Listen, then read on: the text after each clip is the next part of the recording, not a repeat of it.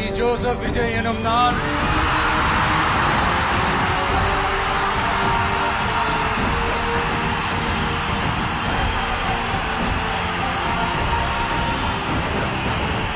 சட்டப்படி அமைக்கப்பெற்ற இந்திய அரசியல் அமைப்பின்பால் உண்மையான நம்பிக்கையும் மாறா பற்றும் கொண்டிருப்பேன் என்றும் இந்திய நாட்டின் ஒப்பில்லாத முழு முதல் ஆட்சியையும் உரிமையையும் நிலை நிறுத்துவேன் என்றும் தமிழ்நாட்டு அரசின் முதலமைச்சராக உண்மையாகவும் உளச்சான்றின்படியும் என் கடமைகளை நிறைவேற்றுவேன் என்றும் அரசியல் அமைப்பிற்கும் சட்டத்திற்கும் இணங்க அச்சமும் ஒருதலை சார்பும் இன்றி